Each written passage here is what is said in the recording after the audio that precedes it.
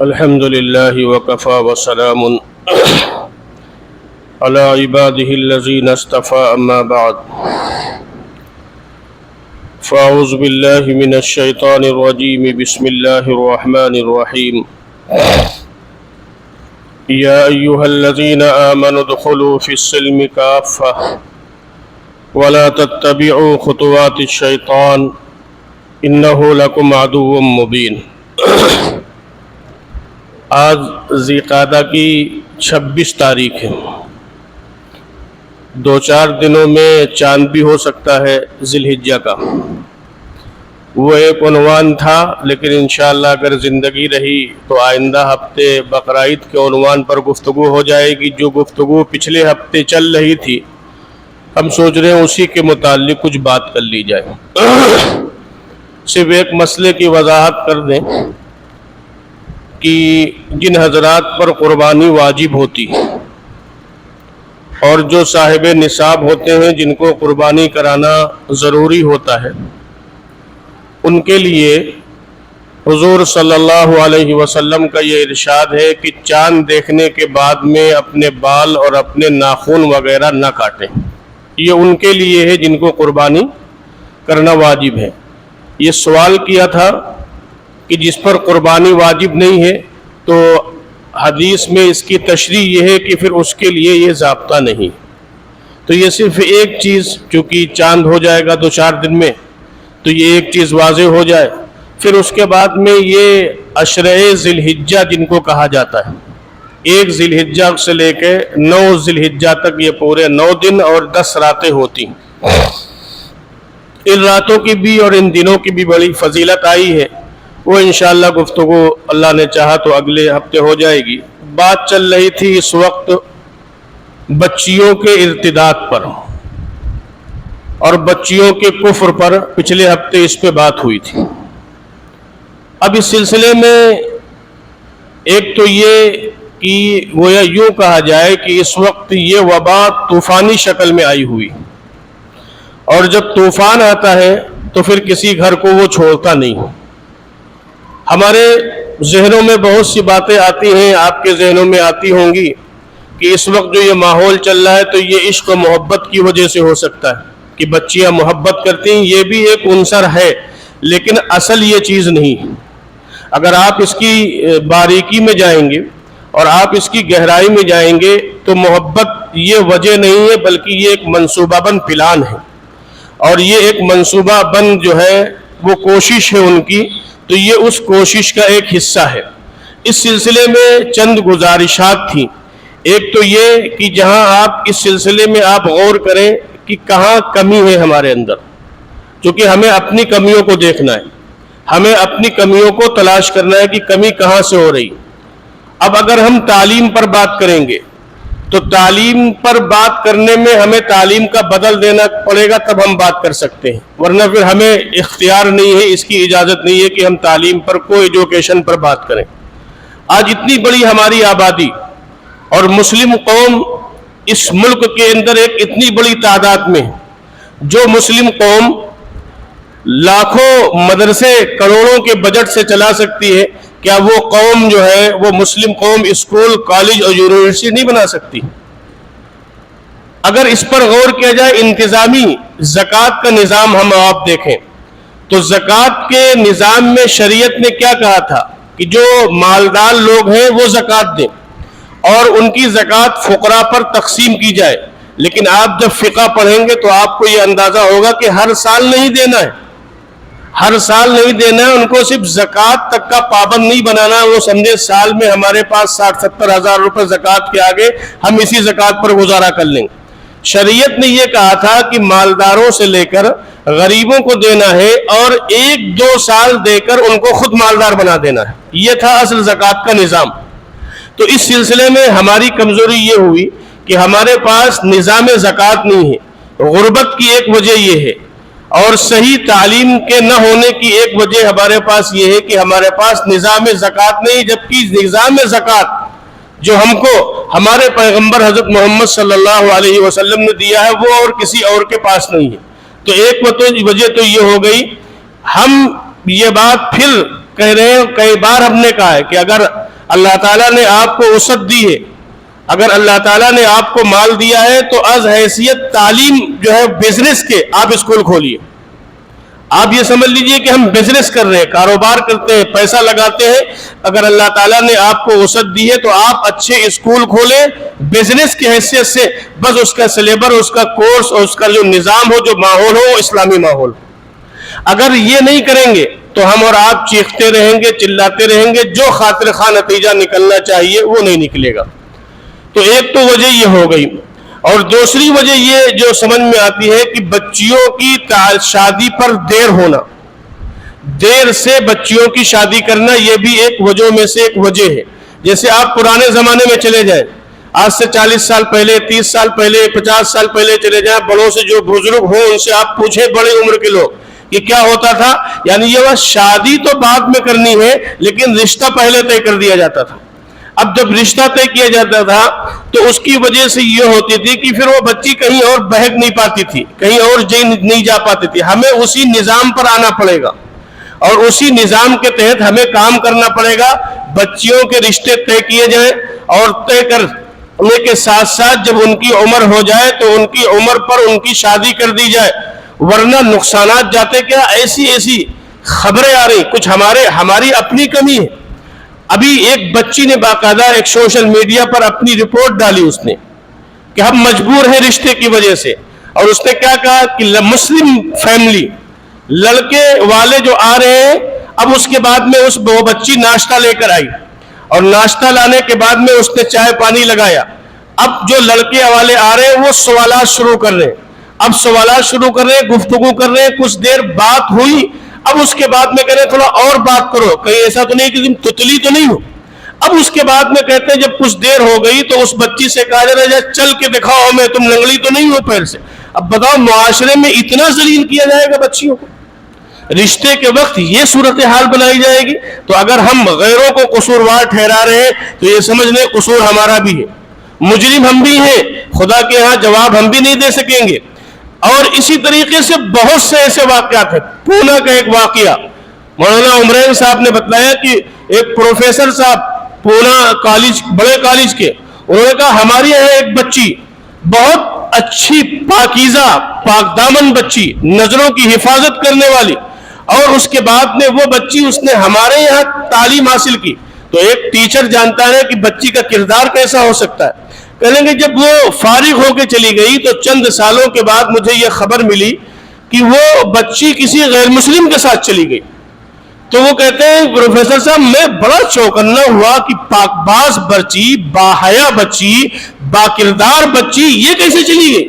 کہنے لگے میں نے پھر کسی سورس اور رابطے کے ذریعے سے اس بچی کا نمبر لیا، اور نمبر لینے کے بعد میں جب اس سے پوچھا کیا بات ہے تو اس نے کہا کہ ہماری شکل بہت اچھی نہیں تھی، ہماری شکل بہت اچھی نہیں تھی، واجبی شکل تھی. اور ہمارے معاشرے میں یہ بھی کمی ہے کہ ہم جب رشتہ تلاش کرنے کے لیے بچی ڈھونڈنے جاتے ہیں تو حور سے کم پہ ہم سمجھوتا کرنے کو تیار نہیں ہوتے کہ ہمیں حور چاہیے. اس نے کہا کہ 50 بلا مبالغہ 50 لڑکے والے ہم کو دیکھنے آئے، اور ہر لڑکے والوں کے سامنے ہم ناشتہ لگاتے تھے اور اس کے بعد میں جواب آتا تھا کہ لڑکی شکل صورت کی اچھی نہیں ہے. ہم اتنا مجبور ہو گئے، اتنا اپنے آپ میں شرمندہ ہو گئے کہ ہم نے یہ قدم اٹھا لیا. ہو رہا ہے معاشرے میں، ہمارے معاشرے میں یہ ہو رہا ہے، ہمارے گھروں میں یہ ہو رہا ہے. تو میرے دوستو اس کے لیے ہمیں سدباب کرنا پڑے گا. گجرات کا ایک واقعہ بتلایا. اب میں نے کہا تھا نا بھی جب طوفان آتا ہے تو کسی گھر کو نہیں چھوڑتا ہے. اگر ہم مطمئن بیٹھ گئے تو ہم چاہے جتنے دیندار ہو، ہم چاہے جتنے مولانا صاحب ہو، لیکن اگر ہم نے بچے اور بچیوں کی تربیت کی فکر نہیں کی تو ہمارے گھر بچیں گے نہیں. کیونکہ ادھر منصوبہ ہے، ادھر پلان ہے، اور ادھر باقاعدہ منظم سازش ہے، اور ادھر پورا انعام دیا جا رہا ہے اور پورا سپورٹ کیا جا رہا ہے. تو ان حالات میں اگر ہم نے فکر نہیں کی اور ہاتھ ساتھ نہیں چلے تو حالات بہت خراب ہے. ایک بچی کہتے ہیں جس کے بارے میں یہ گمان تھا محلے والوں کی کہ شاید وہ تہجد گزار ہوگی، باپ بہت نیک، بہت دیندار، دل کا بہت جو ہے ملائم، بہت نرم دل کا، اور اس کے بعد میں اس کے بچی کو جب دیکھا گیا تو غیر مسلم بچے کے ہاتھ شراب خانے میں شراب پیتے ہوئے اس کو پکڑا گیا.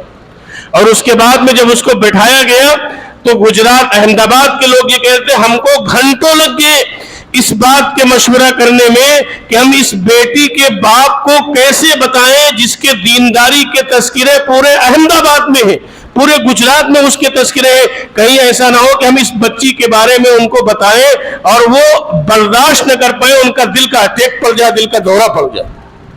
یہ صورتحال ہے میرے دوستو۔ ان صورتحال سے نمٹا کیسے جائے گا؟ ان صورتحال سے ہم اپنے آپ کو بچا کیسے سکتے ہیں؟ تو ایک تو تعلیم کے ساتھ ساتھ تربیت کی بہت سخت ضرورت ہے۔ اگر تربیت نہیں ہوگی، گھر میں اگر اللہ اور اس کے رسول اور بزرگوں کے تذکرے نہیں ہوں گے، تو میرے دوستو اس طوفان سے بچنا اور بچانا بہت مشکل ہو جائے گا۔ ہم یہ سمجھتے ہیں کہ ہم جس دور سے ہم گزر رہے ہیں اس وقت، ہم اور آپ گزر رہے ہیں جس زمانے میں، ہم اپنے بچوں اور بچیوں کے دلوں میں توحید کو بیٹھا نہیں پا رہے، ہم اپنے بچے اور بچیوں کے ذہنوں میں اسلام کی عظمت کو نہیں بیٹھا پا رہے، ہم اپنے بچے اور بچیوں کو جناب رسول اللہ صلی اللہ علیہ وسلم کی غلامی کا سبق نہیں پڑھا پا رہے۔ یہ ہماری کمزوری ہے۔ اگر وحدانیت کا سبق، توحید کا سبق ہم نے ازبر کرا دیا ہوتا، اگر ہم نے اسلام کی حقانیت اپنے بچے اور بچیوں کے دلوں کے اندر بیٹھا دی ہوتی، اور اگر ہم نے جناب رسول اللہ صلی اللہ علیہ وسلم کی غلامی ان کے ذہن و دماغ کے اندر بیٹھا دی ہوتی، تو شاید ہماری بچی کٹ تو جاتی، ہماری بچی مر تو جاتی، ہماری بچی ٹکڑے ٹکڑے ہو جاتی، لیکن وہ دین کو، اسلام کو اور شریعت کو نہ چھوڑتی، وہ اسلام سے بغاوت کرنے والی نہ ہوتی۔ اس دور میں ایک المیہ یہ ہے کہ ہم سمجھا نہیں پا رہے، ہم بچوں اور بچیوں کے ذہن و دماغ میں توحید کو، ایمان کی عظمت کو، اللہ کے یقین کو ہم نہیں بیٹھا پا رہے۔ یہ ہماری ایک کمزوری ہے میرے دوستو۔ دوسری طرف ایک چیز اور ہے جو میں نے بہت غور کیا، کئی لوگوں سے مشورہ کیا کہ ہمارے سماج میں ایک چیز اور ہے جو نقصان ہے۔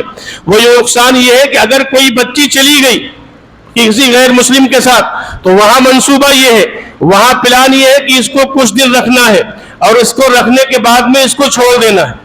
اب اس کو چھوڑ دینا ہے، دوسرا وہاں پلان یہ ہو رہا کہ اس کو قتل کر دینا ہے۔ لیکن ہم اپنے دل کو کشادہ کریں، ہم اپنے دل کو بڑا کریں، ہم اپنے معاشرے میں یہ بات چلائیں کہ اگر کوئی بچی نادانی میں، اگر کسی بچی سے غلطی ہو گئی ہے اور غلطی کی وجہ سے وہ کسی غیر مسلم کے ساتھ چلی گئی ہے، تو ہم یہ آپشن اس کے سامنے کھلا رکھیں کہ جب وہ آئے تو ہم اس کی واپسی کے لیے تیار ہو۔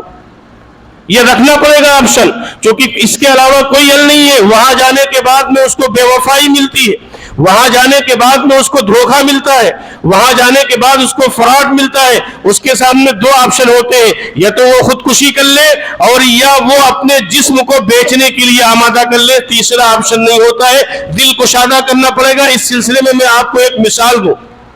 حضور صلی اللہ علیہ وسلم کے چچا حضرت حمزہ رضی اللہ تعالیٰ عنہ جب شہید کیے گئے، حضرت جابر اس کے راوی ہیں، وہ روایت کرتے ہیں کہ حضرت حمزہ کی شہادت کے بعد جناب رسول اللہ صلی اللہ علیہ وسلم کو ہم نے ایسا روتا ہوا دیکھا آپ کے اپنے چچا کے غم میں، جیسے چھوٹا بچہ بلکتا ہوا روتا ہے۔ حضرت جابر فرماتے ہیں کہ ہم نے حضور کو ایسا بلکتا ہوا دیکھا، ایسا روتا ہوا دیکھا اپنے چچا کے غم میں، ان کی شہادت کے غم میں۔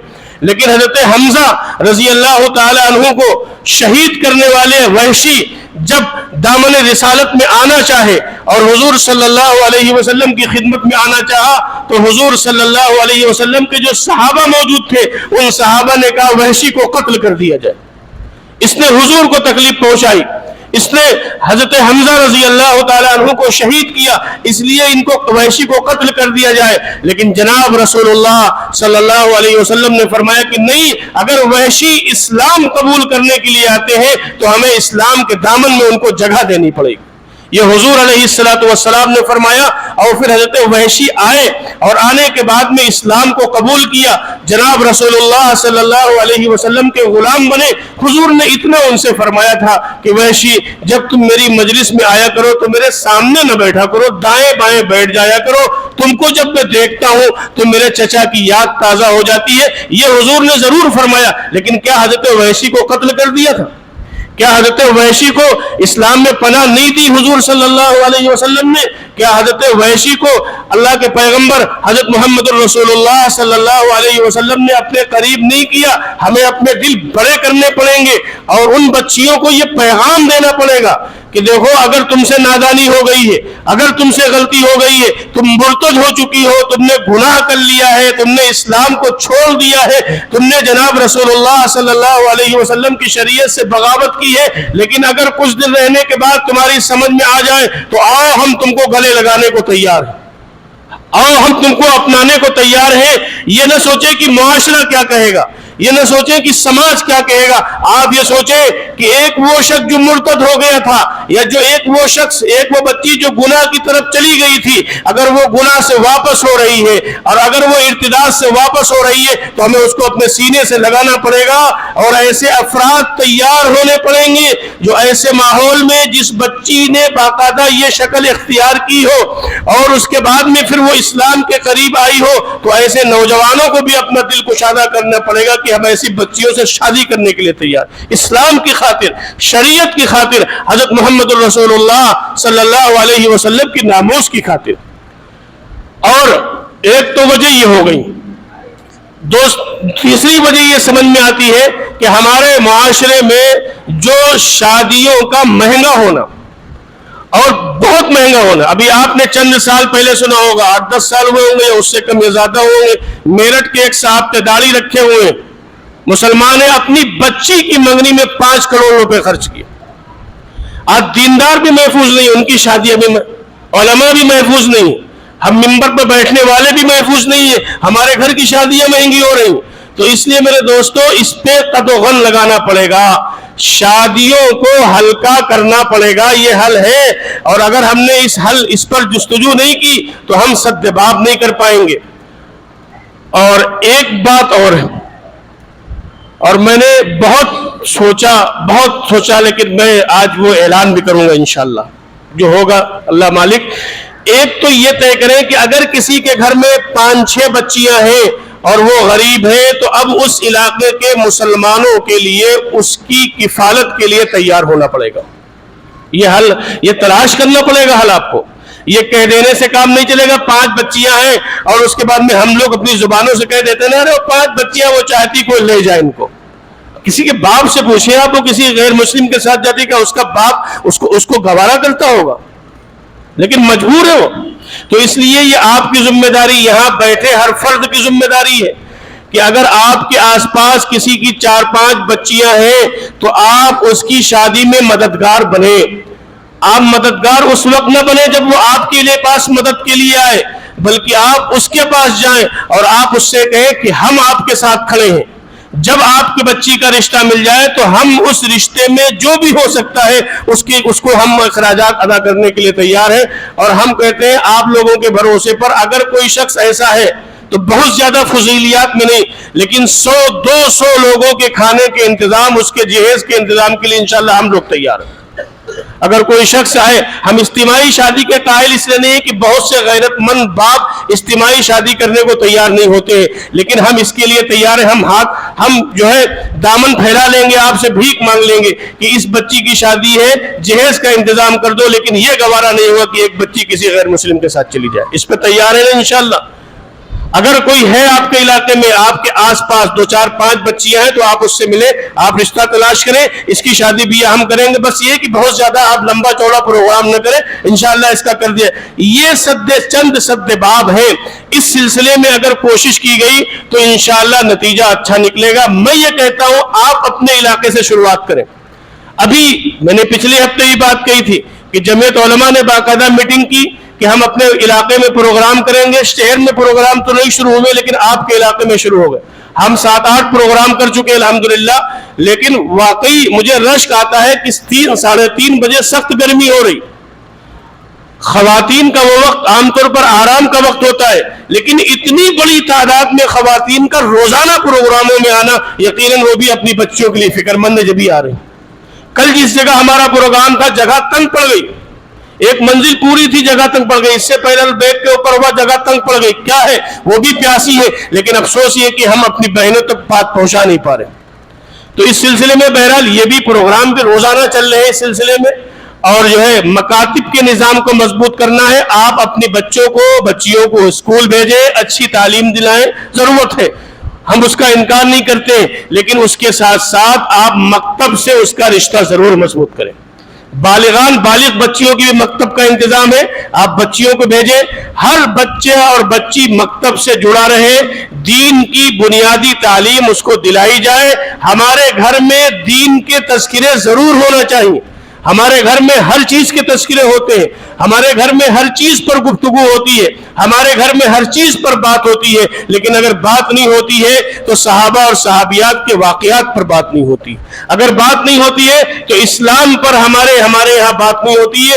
اس لیے طے کریں کہ 24 گھنٹے میں پورا گھر بیٹھے گا، اور پورا گھر بیٹھنے کے بعد میں چند منٹ کوئی ایسی کتاب پڑھی جائے جس میں دین کی موٹی موٹی اور مضبوط باتیں ہو، اور دین ان کو ہم بتلا سکے اور دین ان کو ہم سکھلا سکے. یہ کریں گے نا انشاءاللہ.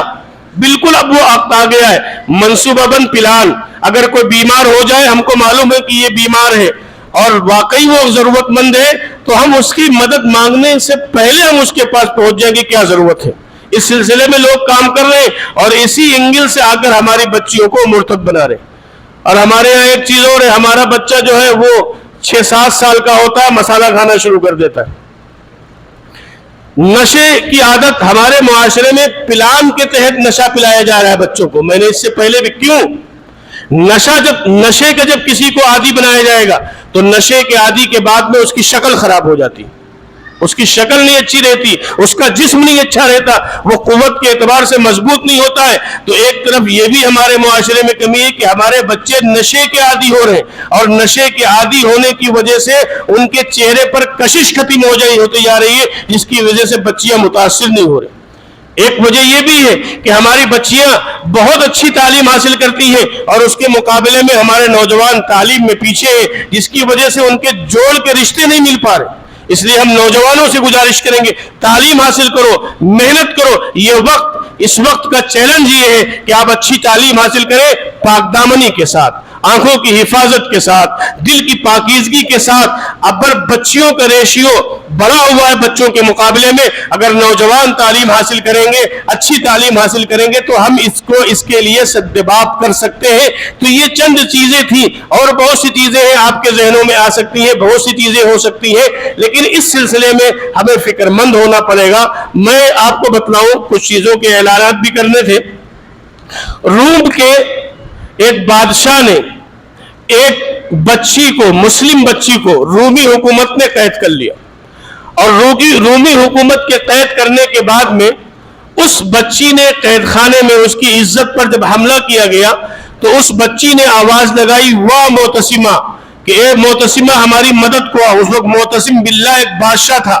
جب بادشاہ کے دربار میں یہ بات پہنچی کہ رومی نے ایک مسلمان بچی کی عزت پر حملہ کیا ہے اور اس کے بعد میں اس کو گرفتار کر لیا ہے، تو وہ معتصم باللہ طیش میں آ گیا اور مارے غضب اور غصے میں کھڑا ہو گیا، اور اس نے کہا فوج اکٹھا کی اور فوج کو بلایا، اور اس کے بعد میں رومی سلطنت پر حملہ کیا، اینٹ سے اینٹ بجا دی حکومت کی، اور اس بچی کو اپنے سامنے کھڑا کیا. تو اس بچی نے ایک تاریخی جملہ کہا تھا معتصم باللہ کے سامنے کھڑے ہو کر کہ اس آسمان کے نیچے اور اس دھرتی کے اوپر ہم نے آپ سے زیادہ غیرت مند مسلمان نہیں دیکھا.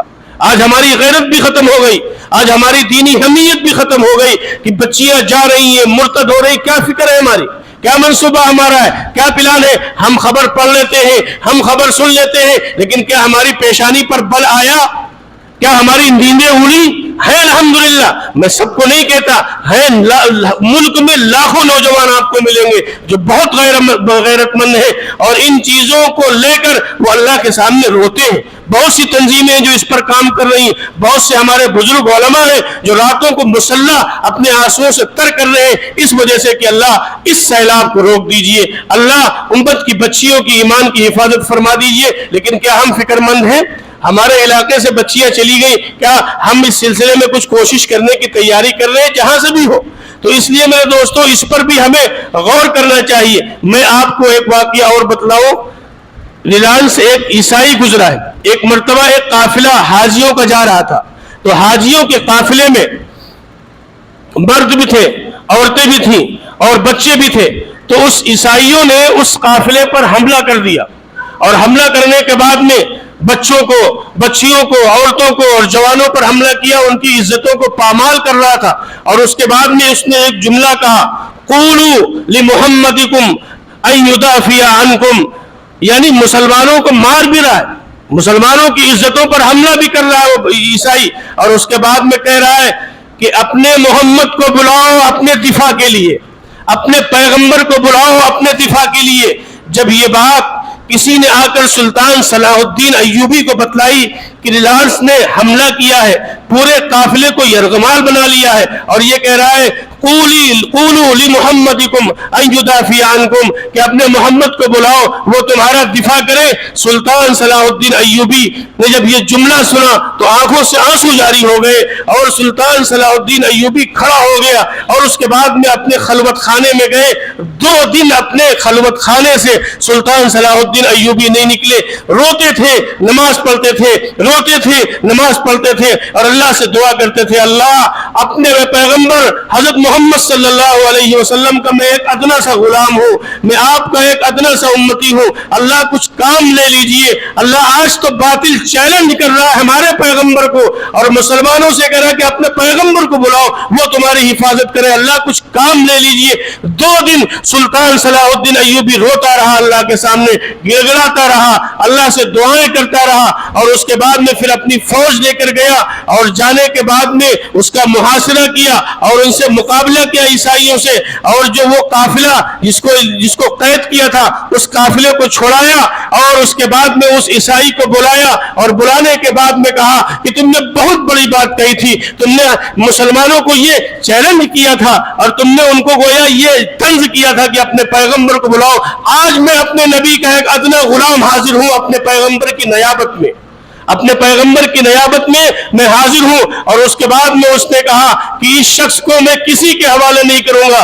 سلطان صلاح الدین ایوبی نے تلوار نکالی اور یہ کہا کہ میں محمد الرسول اللہ صلی اللہ علیہ وسلم کی نیابت میں آج میں اس کو قتل کرتا ہوں، اور پھر سلطان صلاح الدین ایوبی نے اپنی تلوار سے اس عیسائی کو قتل کیا۔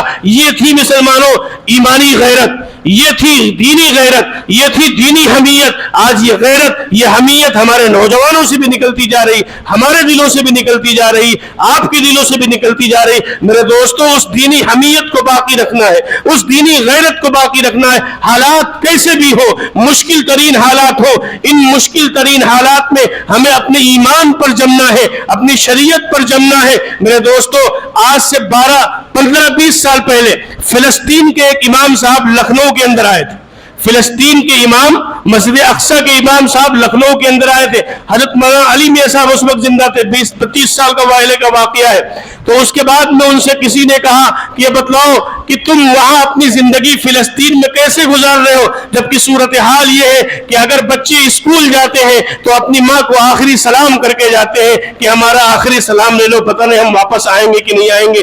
اگر بچے نماز کو جاتے ہیں تو اپنے ماں باپ کو آخری سلام کر کے جاتے ہیں۔ اگر بچے گھر سے کسی کام کے لیے نکلتے ہیں تو اپنے ماں باپ کو آخری سلام کر کے نکلتے ہیں۔ 70 سال سے بمباری ان پر ہو رہی ہے، کبھی کوئی فوجی ان کو مار دیتا ہے، کبھی بمباری کی جا رہی ہے۔ تو یہ بتلاؤ کہ تمہارا کیا حال ہے۔ مسجد اقصی کے امام سے جب جو ہے وہ سوال کیا تو انہوں نے کہا کہ جب ہم ان حالات کو دیکھتے ہیں تو ہمارا ایمان بڑھ جاتا ہے، جب ہم ان حالات کو دیکھتے ہیں تو ہمارا ایمان بڑھ جاتا ہے۔ تو لکھنؤ کے اس پروگرام میں کسی نے کہا تھا اس کی وضاحت کرو کہ تمہارا ایمان کیسے بڑھتا ہے، ہم سمجھ نہیں پا رہے تمہارا ایمان ان حالات میں کیسے بڑھتا ہے۔ تو جانتے ہو مسجد اقصی کے امام نے کہا تھا کہ ہمارے آقا جناب رسول اللہ صلی اللہ علیہ وسلم نے 1400 سال پہلے یہ خبر دی تھی کہ دیکھو ایک وقت مسلمانوں تم پر آئے گا کہ تمہارے مال کا نقصان کیا جائے گا، تمہاری جان کا نقصان کیا جائے گا۔ جب ان حالات کو دیکھتے ہیں تو ہمیں جناب رسول اللہ صلی اللہ علیہ وسلم کی وہ پیشین گوئی ثابت ہوتی ہے، اس لیے حضور پر ہمارا اور ایمان بڑھ جاتا ہے۔ اس لیے ہمارے لیے بھی ضروری ہے کہ اگر ان حالات کو دیکھیں کہ اتراکھنڈ کے علاقے سے اگر مسلمانوں کو نقل مکانی پر مجبور کیا جا رہا ہے تو ہمارا ایمان بڑھنا چاہیے، اس لیے کہ اللہ نے فرمایا لَتُبْلَعُنَّ فِي أَمْوَالِكُمْ وَأَنفُسِكُمْ وَلَتَسْمَعُنَّ مِنَ الَّذِينَ أُوتُوا الْكِتَابَ۔ اے مسلمانوں، تم کو تمہارے مالوں کے ذریعے سے نقصان پہنچایا جائے گا، تمہاری دکانیں چھینی جائیں گی، تمہارے مکانات چھینے جائیں گی، تمہاری جانیں جائیں گی اور تم کو ارتداد کی طرف لے جایا جائے گا۔ تو پیغمبر کی بات صادق آ رہی ہے، جب حضور کی بات اور اللہ کی بات صادق آئے تو ہمارا ایمان بڑھنا چاہیے ان حالات میں کہ جو پیغمبر نے پیشین گوئی کی تھی وہ ہوگی۔ لیکن کیا ہے، اللہ نے فرمایا وَعَلَى اللَّهِ فَلْيَتَوَكَّلِ الْمُتَوَكِّلُونَ کہ اے مسلمانوں، بھروسہ ایمان والوں کو صرف اللہ ہی پر بھروسہ کرنا چاہیے، اللہ کے علاوہ کسی اور پر اہل ایمان کو بھروسہ نہیں کرنا چاہیے۔ اس لیے اپنے اندر ایمانی غیرت اور ایمانی حمیت پیدا کرنی ہے۔ بچوں کو جتنا زیادہ ہم دین کی باتیں بتلا سکیں، دین کی باتیں ان کے دل و دماغ میں پلا سکیں، یہ ہمیں کام کرنا پڑے گا۔ میرے دوستو، اس سلسلے میں پروگرام ہو رہے ہیں الحمدللہ۔ آج کا پروگرام خواتین کا 3:30 بجے نمک والے ہاتھے میں حلیم بھائی ہمارے ہیں، ان کے مکان پر انشاءاللہ کا نمک والے ہاتھے میں معلوم کر لیں گے۔ یہ کارساز صاحب کی دکان وہیں ہے، جب عورتیں جائیں تو کسی بچوں کی رہنمائی کرا دیں۔ میں بھی لوکیشن نہیں سمجھا پاؤں گا، ان کا مکان تو مجھے معلوم ہے حلیم بھائی کا، تو آپ معلوم کر لیں نمک والے ہاتھے میں۔ کوشش کریں کہ جو خواتین وہاں جائیں ان کی رہنمائی کر دیں، آپ ان کو بھیجیں۔ دوسرا یہ ہے کہ اس وقت اسکول کی بھی چھٹیاں ہیں، تو سمر کیمپ بچوں کا لگایا گیا ہے۔ 3 دن کا پروگرام رکھا ہے ہم نے مسجد میں، 17، 18، 19، تو کل 17 ہے، 11 بجے سے لے کے ظہر تک۔ تو اس سلسلے میں آپ اپنے بچوں کو بھیجیں، بہت چھوٹے بچوں کو نہ بھیجیں، 3-4 سال کے، 7-8 سال بچے سے لے کے 25 سال تک، اور اس کے اوپر جو آنا چاہیں وہ آئیں، ان کا استقبال ہے، انشاءاللہ اس کا فائدہ ہوگا۔ مستورات کا مکتب بھی چل رہا ہے، اپنی بچیوں کو ضرور ایڈمیشن کرائیں اور اپنی بچیوں کو بھی اس میں ضرور بھیجیں، انشاءاللہ اس کا نفع ہوگا۔ تو آج کا یہ پروگرام ہے، پھر اور پروگرام ہے، پھر انشاءاللہ خواتین کا ایک پروگرام 20 تاریخ۔ یہ پروگرام میرے ذہن میں ہے کہ ہم 27 تک یہ روزانہ پروگرام کریں گے، 27 جون تک، پھر 28 ریسٹ اور 29 کو بقرعید ہو جائے گی انشاءاللہ۔ پھر اس کے بعد میں ذہن میں یہ بات ہے کہ بقرعید کے بعد چونکہ اسکول وغیرہ کھل جائیں گے تو روز کرنا مشکل ہوگا، لیکن سنڈے الگ الگ جگہ بدل کر پروگرام کا سلسلہ انشاءاللہ یہ جاری رہے گا۔ ہو سکتا ہے یہ ہماری اور آپ کی ایک کوشش ہو بچیوں کو ارتداد سے بچانے کے لیے۔ تو 20 تاریخ کو 3 بجے سے مسجد میں انشاءاللہ خواتین کا پروگرام ہوگا، 20 جون کو منگل پڑے گا انشاءاللہ۔ ہمیں چاہ رہے ہیں کہ عورتیں بھی مسجد میں کسی نہ کسی حوالے سے آنا شروع کریں، اور یہ پروگرام جو خواتین کا مسجد میں ہوگا وہ نیچے کے حصے میں ہوگا انشاءاللہ۔ مرد حضرات کا جو بیان ہوگا وہ اس کمرے میں جس میں اذان ہوتی یہاں سے بیان ہو جائے گا۔